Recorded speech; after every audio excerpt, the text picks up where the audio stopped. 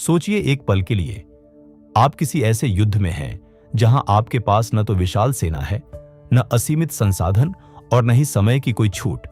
फिर भी आप जीतते हैं और आपका दुश्मन यह समझ भी नहीं पाता कि वह कब और कैसे हारा। यही वह रहस्य है जो लगभग 2500 साल पहले चीन के एक महान सेनापति संत तजू ने अपनी अमर पुस्तक द आर्ट ऑफ वॉर में लिखा था। एक ऐसी पुस्तक जो आज भी उतनी ही प्रासंगिक है जितनी तब थी। संत तजू कोई साधारण योद्धा नहीं थे, वे एक दार्शनिक थे, एक विचारक थे जिन्होंने युद्ध को केवल तलवारों और तीरों का खेल नहीं माना, बल्कि उसे मन, बुद्धि और रणनीति की कला बताया। यह पुस्तक केवल सैनिकों के लिए नहीं लिखी गई थी, यह उन सभी के लिए है जो जीवन के किसी भी क्षेत्र में श्रेष्ठता प्राप्त करना चाहते हैं, चाहे वह व्यापार हो, राजनीति हो या अपने भीतर की लड़ाई। जब आप इस पुस्तक को पढ़ते हैं तो आपको एहसास होता है कि हर मनुष्य के जीवन में एक युद्ध चलता रहता है, कभी बाहरी शत्रुओं से, कभी परिस्थितियों से और कभी अपनी ही कमजोरियों से। संत तजू कहते हैं कि सबसे बड़ा योद्धा वह नहीं जो सबसे ज्यादा लड़ता है, बल्कि वह है जो सबसे चतुराई से जीतता है। उनकी इस सीख में एक गहरी शांति है, एक ऐसी शांति जो तूफान के बीच भी आपको स्थिर रखती है। कल्पना कीजिए कि आप एक नदी हैं जो पत्थरों को तोड़ती नहीं, बल्कि उनके चारों ओर बह जाती है और फिर भी अपनी मंजिल तक पहुंचती है। यही संत तजू की रणनीति का सार है, लचीलापन, धैर्य और सही समय पर सही कदम उठाने की कला। इस पुस्तक के 13 अध्यायों में जो ज्ञान छुपा है वह न केवल युद्ध भूमि पर बल्कि जीवन के हर मोर्चे पर आपका मार्गदर्शन कर सकता है। आज हम इस महान ग्रंथ की गहराइयों में उतरेंगे और उन सत्यों को समझेंगे जो सदियों से मानवता को राह दिखाते आए हैं। तो अपने मन को खुला रखिए, अपनी आत्मा को तैयार कीजिए और इस यात्रा में मेरे साथ चलिए। एक ऐसी यात्रा जो शायद आपके सोचने का तरीका हमेशा के लिए बदल दे, क्योंकि यह केवल एक पुस्तक का सारांश नहीं है, यह जीवन जीने की एक कला है जो आपको अंदर से बदल देगी। संत तजू की पहली और सबसे महत्वपूर्ण शिक्षा यही है कि हर युद्ध, हर लड़ाई, हर चुनौती का परिणाम उस क्षण से पहले ही तय हो जाता है जब आप पहला कदम उठाते हैं, और वह तय होता है योजना से। उन्होंने कहा, जो युद्ध से पहले अधिक गणना करता है वह जीतता है, जो कम गणना करता है वह हारता है। यह बात इतनी सरल लगती है, लेकिन जब आप इसे जीवन में लागू करते हैं तो आपको एहसास होता है कि हम कितनी बार बिना सोचे समझे जोश में भरकर परिणामों की परवाह किए बिना कूद पड़ते हैं। सोचिए उस किसान की तरह जो बीज बोने से पहले मिट्टी, मौसम, पानी सब कुछ जांचता है। वही किसान सबसे अच्छी फसल काटता है।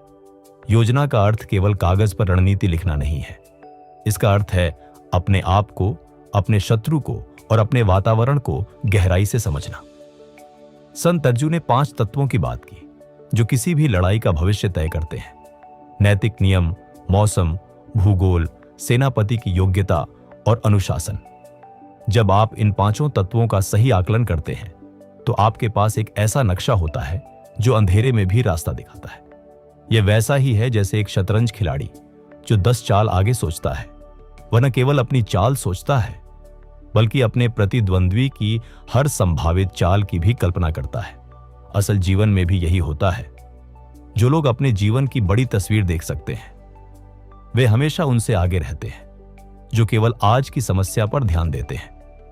योजना में एक और महत्वपूर्ण पहलू है वास्तविकता को स्वीकार करने की हिम्मत, यानी यह मानना कि आपके पास क्या है और क्या नहीं है। इस स्वीकृति से ही सही रणनीति जन्म लेती है और यही स्वीकृति आपको झूठी उम्मीदों के जाल से बचाती है। तो जब भी आप किसी बड़ी चुनौती के सामने खड़े हों, पहले रुकिए, सोचिए और एक ऐसी योजना बनाइए जो न केवल आज के लिए बल्कि कल के लिए भी काम आए। संत तजू का दूसरा बड़ा सबक यह है कि युद्ध महंगा होता है, न केवल धन में बल्कि समय, ऊर्जा और जीवन में भी। उन्होंने बहुत स्पष्ट शब्दों में कहा था कि लंबा युद्ध कभी किसी राष्ट्र या व्यक्ति के लिए फायदेमंद नहीं होता, क्योंकि जितना लंबा संघर्ष होता है उतने ही अधिक संसाधन खर्च होते हैं और उतनी ही ज्यादा थकान आती है। सोचिए उस व्यापारी की तरह जो एक प्रतिस्पर्धी से लड़ते लड़ते इतना थक जाता है कि उसके पास नया व्यापार शुरू करने की ऊर्जा ही नहीं बचती। यही वह जाल है जिसमें कई बार हम अपनी ही लड़ाइयों में फंस जाते हैं। हम जीतने की जिद में इतना खर्च कर देते हैं कि जीत भी हार जैसी लगती है। संतज्जु का सुझाव था, जल्दी जीतो, निर्णायक रूप से जीतो और अनावश्यक युद्ध से बचो। इसका अर्थ यह नहीं कि आप हर चुनौती से भागें, बल्कि इसका अर्थ यह है कि आप अपनी ऊर्जा और संसाधनों का बुद्धिमानी से उपयोग करें। एक कुशल योद्धा वह नहीं जो सबसे ज्यादा लड़ता है, वह है जो सबसे कम समय में, सबसे कम नुकसान के साथ सबसे बड़ी जीत हासिल करता है। यह सोच आज के कॉरपोरेट जगत में भी उतनी ही सच है। जो कंपनियां अपने प्रतिस्पर्धियों से बेकार की जंग में फंसी रहती हैं, वे अक्सर अपने असली मिशन से भटक जाती हैं। जीवन में भी हम अक्सर ऐसी लड़ाइयां लड़ते रहते हैं जो न जीतने योग्य हैं, न जरूरी हैं, सिर्फ अहंकार या जिद के कारण। संतज्जु हमें सिखाते हैं कि असली बुद्धिमानी यह जानने में है कि कौन सी लड़ाई लड़नी है और कौन सी छोड़ देनी है। जब आप अपने जीवन की ऊर्जा को उन चीजों पर लगाते हैं जो सच में मायने रखती हैं, तो आप पाते हैं कि आपके पास बहुत कुछ है जो पहले कभी नहीं था। यह एक गहरी मितव्ययता है, न केवल पैसों की, बल्कि समय, प्रयास और भावनाओं की भी। संतज्जु की सबसे क्रांतिकारी और गहरी शिक्षा यह है, सर्वोच्च कला यह है कि शत्रु को बिना लड़े ही झुका दो। यह वाक्य पढ़कर पहली बार में लगता है कि यह कैसे संभव है, लेकिन जब आप इसे गहराई से समझते हैं तो आपको एहसास होता है कि यही सबसे ऊंचा ज्ञान है। सोचिए, एक ऐसे व्यक्ति की कल्पना कीजिए जो अपनी उपस्थिति मात्र से, अपनी प्रतिष्ठा से, अपनी रणनीतिक स्थिति से बिना एक भी तलवार उठाए अपने विरोधियों को निष्प्रभावी कर देता है। यही वह शक्ति है जो संतज्जु सबसे श्रेष्ठ मानते थे। इतिहास में हम देखते हैं कि महात्मा गांधी ने इसी सिद्धांत का उपयोग करते हुए बिना पारंपरिक युद्ध के एक विशाल साम्राज्य को झुका दिया। उन्होंने नैतिक बल, जन समर्थन और अहिंसक प्रतिरोध से वह हासिल किया जो लाखों सैनिक नहीं कर सकते थे। व्यापार में भी यही होता है। एक ऐसी कंपनी जो अपने उत्पाद की गुणवत्ता, अपने ग्राहकों की वफादारी और अपनी बाजार में स्थिति इतनी मजबूत कर लेती है कि प्रतिस्पर्धी खुद ही हटने लगते हैं। यह रणनीति इसलिए श्रेष्ठ है क्योंकि इसमें नुकसान सबसे कम होता है, न आपका न सामने वाले का। जब आप किसी समस्या को इस दृष्टिकोण से देखते हैं तो आपके विकल्प अचानक बहुत ज्यादा हो जाते हैं। आप सोचने लगते हैं, क्या मैं इस संघर्ष को टाल सकता हूं? क्या मैं अपनी स्थिति इतनी मजबूत कर सकता हूं कि लड़ाई की जरूरत ही ना पड़े? यह सोच आपको एक दूरदर्शी नेता बनाती है।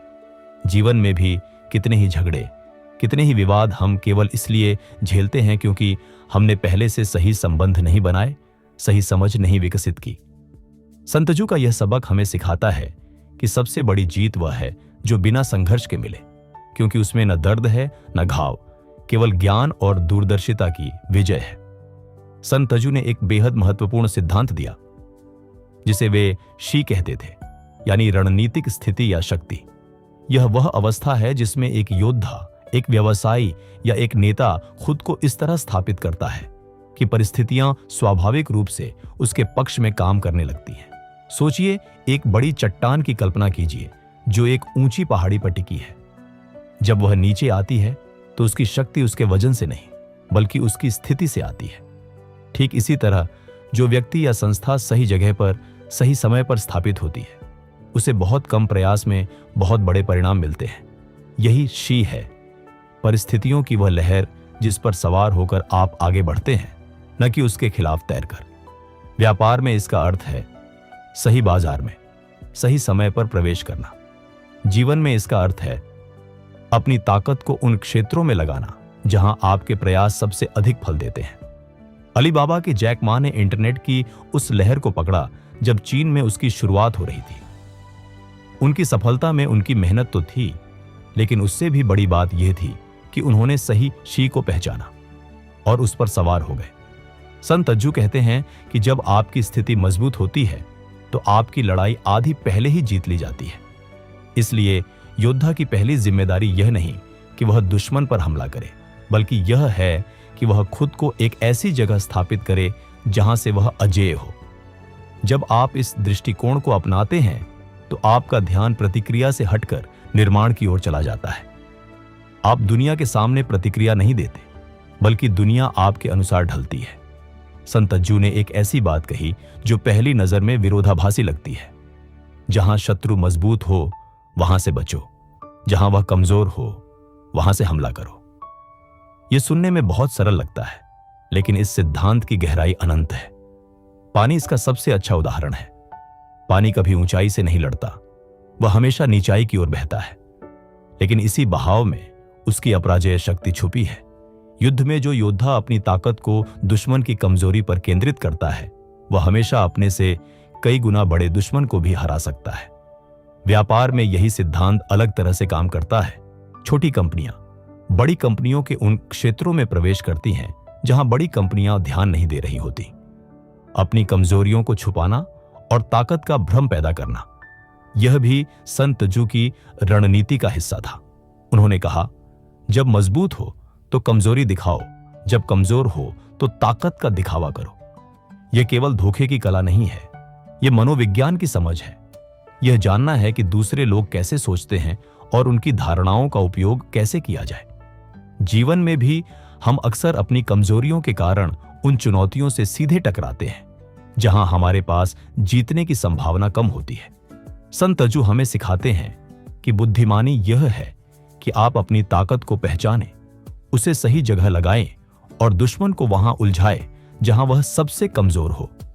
यह नकारात्मक सोच नहीं है, यह यथार्थवादी सोच है जो आपको अनावश्यक नुकसान से बचाती है और आपकी ऊर्जा को सबसे प्रभावी तरीके से लगाती है। संत तज्जू ने कहा, युद्ध धोखे का खेल है। यह सुनकर हमें थोड़ा असहज लग सकता है, लेकिन इसे सही संदर्भ में समझना जरूरी है। यहां धोखे का अर्थ अनैतिक झूठ बोलना नहीं है। इसका अर्थ है दुश्मन को भ्रमित करना, उसकी गणनाओं को गलत साबित करना और उसे वह नहीं देखने देना जो आप वास्तव में कर रहे हैं। इतिहास में मित्र राष्ट्रों ने द्वितीय विश्व युद्ध में एक अभियान चलाया था, ऑपरेशन फोर्टिट्यूड, जिसमें उन्होंने नाजी जर्मनी को यह विश्वास दिलाया कि डी-डे लैंडिंग नॉर्मंडी में नहीं बल्कि पास डी कालाइस में होगी। इस एकमात्र भ्रम ने युद्ध का रुख बदल दिया। व्यापार में भी कंपनियां अपनी नई योजनाओं को तब तक गुप्त रखती हैं जब तक वे बाजार में लॉन्च करने के लिए तैयार ना हो जाए। संत तज्जू का यह सिद्धांत हमें यह भी सिखाता है कि हमें अपनी चालों के बारे में ज्यादा बात नहीं करनी चाहिए। जो लोग अपनी योजनाओं का ढिंढोरा पीटते हैं, वे अक्सर उन्हें पूरा नहीं कर पाते। चुप्पी में एक शक्ति है, गोपनीयता में एक बल है जो आपकी योजनाओं को सुरक्षित रखता है। इसके अलावा यह सिद्धांत हमें यह भी सिखाता है कि हम दुनिया में जो दिखाई देता है उस पर हमेशा भरोसा न करें। सतह के नीचे की सच्चाई अक्सर बहुत अलग होती है। एक कुशल रणनीतिकार हमेशा इस बात का ध्यान रखता है कि उसके इरादों और उसकी वास्तविक स्थिति को दुनिया की नजरों से छुपाया जाए, ताकि वह सही समय पर अचानक वार कर सके और दुश्मन को चौंका दे। यही भ्रम का शस्त्र है और संत तज्जू इसे सबसे तेज हथियारों में से एक मानते थे। संत तज्जू ने एक गहरी बात कही जो आज भी उतनी ही सच है जितनी 2500 साल पहले थी। अपने दुश्मन को जानो और खुद को जानो तो 100 लड़ाइयों में भी पराजय नहीं होगी। यह केवल एक नारा नहीं है, यह एक गहरी रणनीतिक सच्चाई है जो हर क्षेत्र में लागू होती है। उन्होंने जासूसों और सूचना एकत्र करने पर पूरा एक अध्याय लिखा जो बताता है कि वे जानकारी को कितना महत्वपूर्ण मानते थे। सोचिए, एक डॉक्टर की तरह एक अच्छा डॉक्टर पहले मरीज की पूरी जांच करता है, उसका इतिहास समझता है और फिर इलाज शुरू करता है। इसी तरह एक कुशल रणनीतिकार भी पहले अपने विरोधी को, अपनी परिस्थिति को और खुद को गहराई से जानता है। संत तज्जू 5 प्रकार के जासूसों की बात करते हैं: स्थानीय, आंतरिक, दोहरे, मृत और जीवित जासूस, और इनमें से हर एक का अपना विशेष उपयोग होता है। इस सिद्धांत को आज के जीवन में लागू करें तो इसका अर्थ है अपने क्षेत्र का गहन अध्ययन करना, बाजार की प्रवृत्तियों को समझना, अपने प्रतिस्पर्धियों की रणनीतियों को जानना, लेकिन सबसे महत्वपूर्ण है खुद को जानना, अपनी ताकत, अपनी कमजोरियां, अपने डर और अपनी सीमाएं। जो व्यक्ति खुद को नहीं जानता, वह चाहे कितना भी बाहरी ज्ञान इकट्ठा कर ले, उसका उपयोग सही तरीके से नहीं कर पाएगा। यह ज्ञान की दोहरी यात्रा है, बाहर की ओर और अंदर की ओर, और जब दोनों मिलते हैं तभी सच्ची शक्ति उत्पन्न होती है। संतजू का यह सबक हमें याद दिलाता है कि जानकारी ही शक्ति है और जो व्यक्ति सबसे अधिक जानता है वही सबसे अधिक प्रभावशाली होता है। संतजू के अनुसार एक महान सेनापति या किसी भी क्षेत्र में एक महान नेता में 5 अनिवार्य गुण होने चाहिए: बुद्धि, साहस, मानवता, कठोरता और विश्वसनीयता। ये 5 गुण मिलकर एक ऐसे व्यक्तित्व का निर्माण करते हैं जो न केवल युद्ध जीत सकता है बल्कि अपने लोगों का दिल भी जीत सकता है। बुद्धि के बिना साहस अंधा होता है, साहस के बिना बुद्धि निष्क्रिय होती है और मानवता के बिना कठोरता क्रूरता बन जाती है। संतजू ने एक प्रसिद्ध कहानी में इस बात को बहुत खूबसूरती से दिखाया। जब राजा ने उन्हें महिलाओं को सेना में प्रशिक्षित करने को कहा तो पहले वे मजाक करती रहीं। इस पर संतजू ने 2 मुख्य महिलाओं को दंड दिया और तुरंत सभी ने अनुशासन में काम करना शुरू कर दिया। यह कहानी बताती है कि नेतृत्व में स्पष्टता, निर्णायकता और निष्पक्ष न्याय जरूरी है।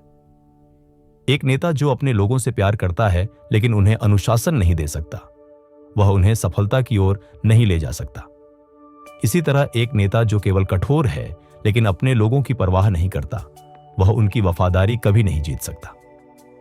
संत ताजू यह भी कहते हैं कि नेता को अपनी सेना का पिता की तरह ध्यान रखना चाहिए, उनके दुखों में शामिल होना चाहिए, लेकिन साथ ही उन्हें इतना अनुशासित भी रखना चाहिए कि वे हर आदेश का पालन करें। यह संतुलन ही असली नेतृत्व है, प्रेम और अनुशासन का, स्वतंत्रता और जिम्मेदारी का। आज के युग में भी जो नेता इस संतुलन को साध लेते हैं वे ही सबसे प्रभावशाली और टिकाऊ सफलता पाते हैं। संत तेजू ने युद्ध भूमि के भूगोल पर बहुत विस्तार से लिखा है और इसके पीछे एक गहरा कारण है। वे मानते थे कि जो व्यक्ति या सेना अपने मैदान को नहीं जानती वह उस पर कभी पूरी तरह काबू नहीं पा सकती। पहाड़ी इलाके, दलदल, खुले मैदान, संकरे दर्रे, हर भूगोल की अपनी ताकत और कमजोरी होती है और एक कुशल योद्धा इन सभी को अपने पक्ष में करने की कला जानता है। इसे एक व्यापारिक उदाहरण से समझें। एक रेस्तरां जो किसी व्यस्त चौराहे पर है उसे अलग रणनीति चाहिए और एक जो किसी शांत गली में है उसे अलग। दोनों को अपने मैदान को समझकर उसी के अनुसार काम करना होगा। संतजू 9 प्रकार की भूमियों की बात करते हैं और हर एक के लिए अलग रणनीति सुझाते हैं। इस सिद्धांत को आज के जीवन में लागू करें तो इसका अर्थ है अपने वातावरण को, अपनी परिस्थितियों को और अपने उपलब्ध संसाधनों को गहराई से जानना।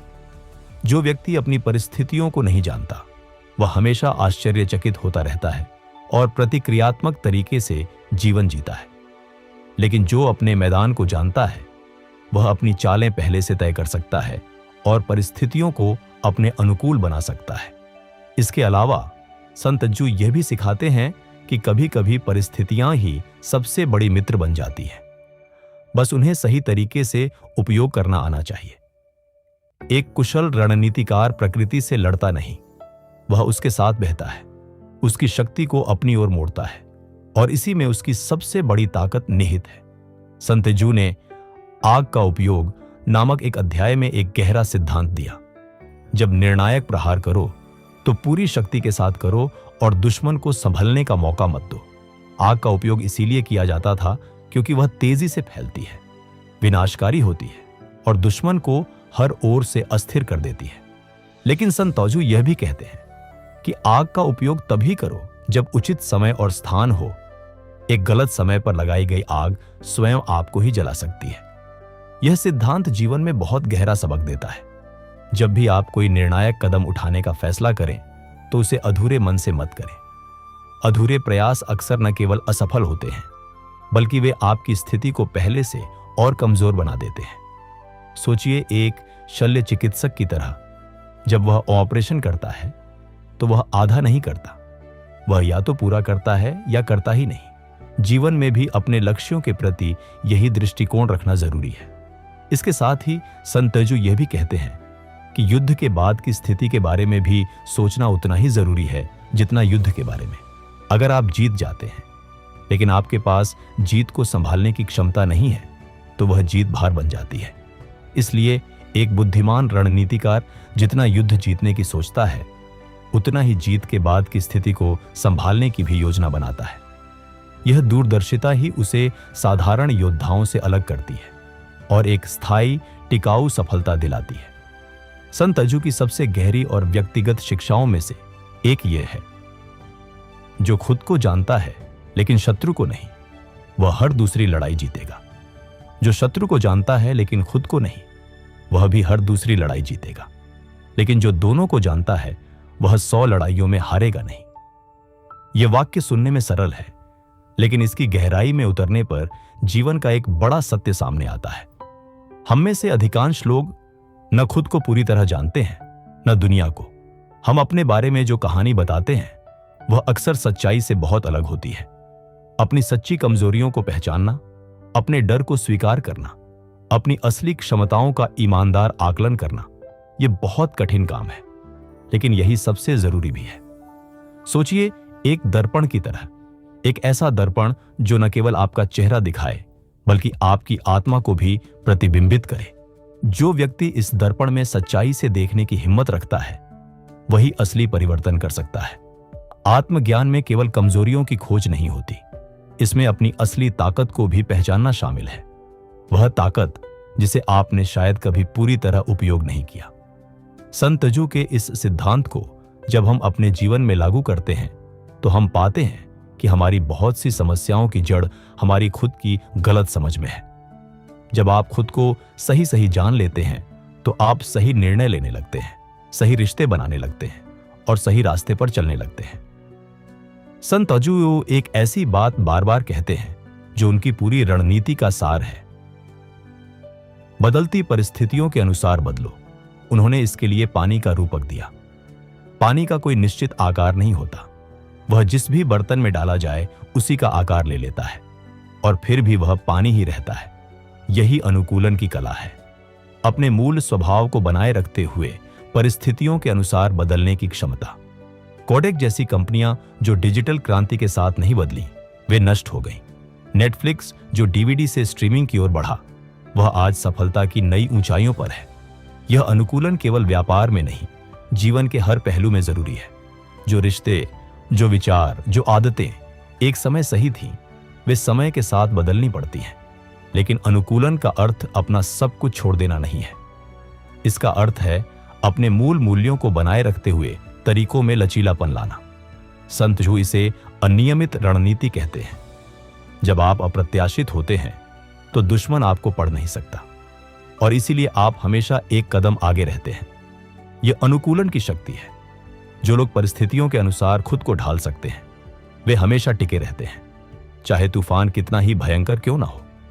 जीवन में सबसे बड़ी विफलताएं अक्सर इसलिए नहीं आती कि लोग मेहनत नहीं करते, बल्कि इसलिए आती हैं कि वे बदलती परिस्थितियों के साथ खुद को नहीं बदल पाते। संत तजु ने अनुशासन और संगठन को किसी भी सेना या संस्था की रीढ़ माना है।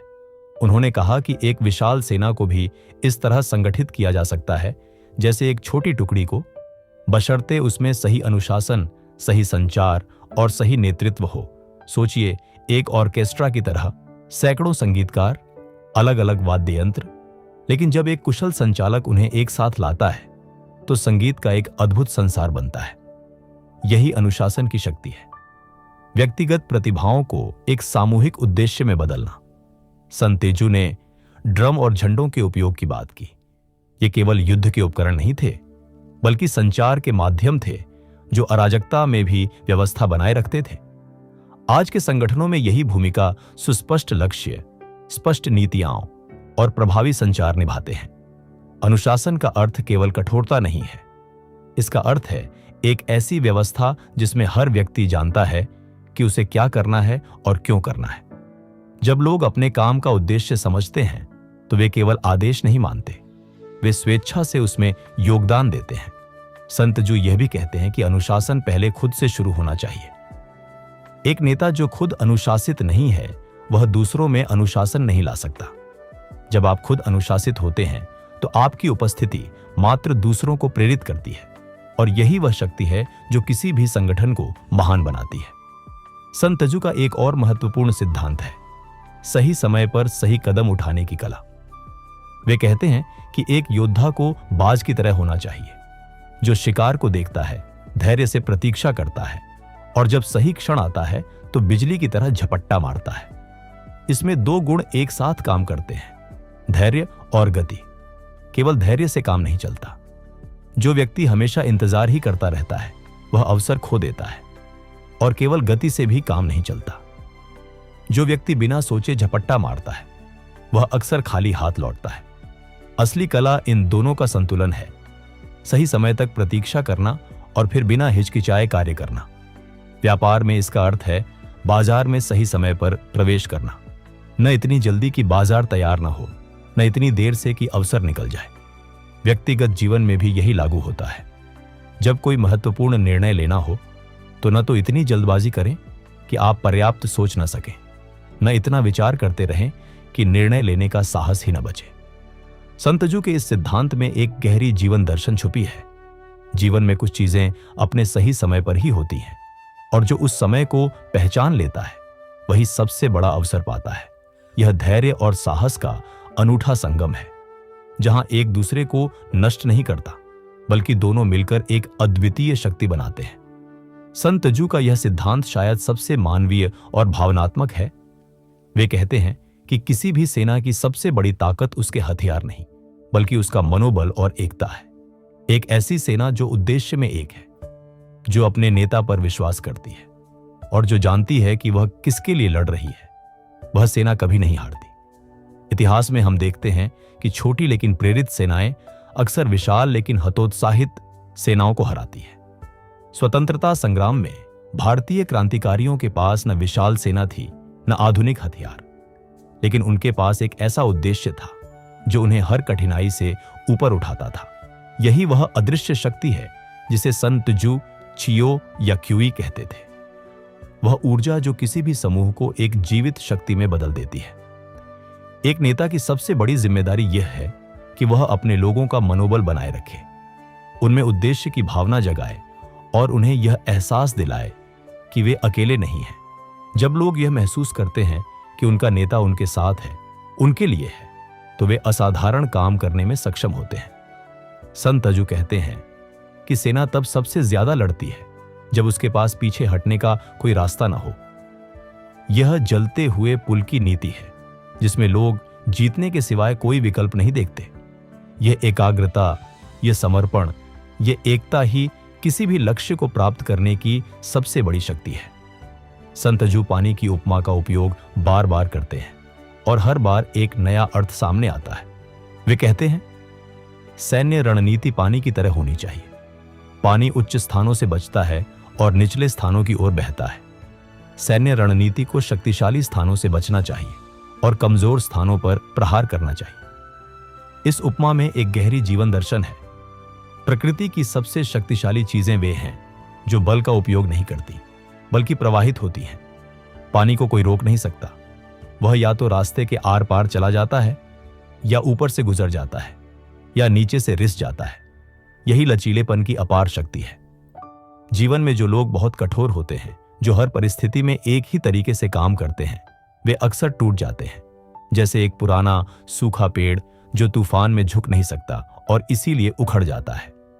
लेकिन जो बांस की तरह लचीला होता है, वह तूफान में झुकता है लेकिन टूटता नहीं, और तूफान के जाने के बाद फिर सीधा खड़ा हो जाता है।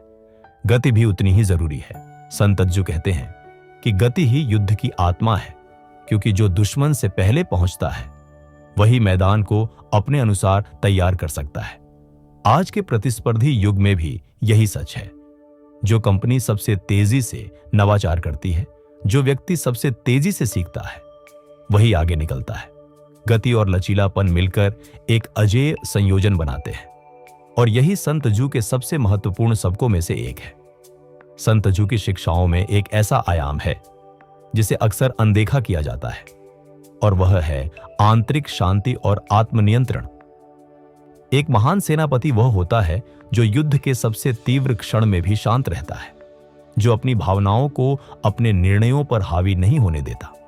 क्रोध, भय, अहंकार, ये तीन सबसे बड़े शत्रु हैं जो एक योद्धा को बाहरी दुश्मन से ज्यादा नुकसान पहुंचा सकते हैं। संत अज्जू ने एक बहुत महत्वपूर्ण सबक दिया। अगर आप दुश्मन को क्रोधित कर सकते हो तो आपने उसे पहले ही आधा जीत लिया। क्रोध में व्यक्ति गलत निर्णय लेता है, जल्दबाजी करता है और अपनी कमजोरियां उजागर कर देता है। इसीलिए कुशल रणनीतिकार अपने विरोधी को भावनात्मक रूप से अस्थिर करने की कोशिश करते हैं, जबकि खुद शांत और स्थिर रहते हैं। यह आत्मनियंत्रण केवल युद्ध भूमि पर नहीं, जीवन के हर क्षेत्र में जरूरी है। जब कोई आपको उकसाने की कोशिश करे, जब परिस्थितियां आपको घबराहट की ओर ले जाएं, उस समय शांत रहना सबसे बड़ी ताकत है। ध्यान, योग, गहरी सांसें, ये सब आंतरिक योद्धा के हथियार हैं। जो व्यक्ति अपने मन को नियंत्रित कर सकता है, वह दुनिया की किसी भी चुनौती का सामना कर सकता है। संत तज्जू की यह शिक्षा हमें याद दिलाती है कि सबसे बड़ा युद्ध हमेशा बाहर नहीं होता, वह अक्सर हमारे भीतर होता है। और जो वह युद्ध जीत लेता है, वह बाहर की हर लड़ाई जीत सकता है। संत तज्जू एक ऐसी बात कहते हैं जिसे बहुत कम लोग सोचते हैं, जीत के बाद क्या? उनका मानना था कि एक अधूरी जीत, एक ऐसी जीत जो स्थायी ना हो, वास्तव में हार से भी बुरी हो सकती है, क्योंकि वह संसाधनों को खर्च करती है, लेकिन स्थायी सुरक्षा या लाभ नहीं देती। इसलिए वे कहते थे, जब जीतो तो पूरी तरह जीतो, और जो जीता है उसे सही तरीके से संभालो। अलेक्जेंडर द ग्रेट ने विश्व के एक बड़े हिस्से को जीत लिया, लेकिन उनके पास जीते हुए प्रदेशों को संभालने की दीर्घकालिक व्यवस्था नहीं थी, और इसीलिए उनकी मृत्यु के बाद उनका साम्राज्य बिखर गया। संत तज्जू की रणनीति में यह दूरदर्शिता हमेशा मौजूद रहती थी, न केवल आज की जीत, बल्कि कल की स्थिरता। व्यापार में यह सिद्धांत बहुत महत्वपूर्ण है। एक कंपनी जो बाजार में पहुंच तो जाती है, लेकिन अपनी सफलता को बनाए रखने की रणनीति नहीं रखती, वह जल्दी ही पिछड़ जाती है। जीवन में भी यही होता है।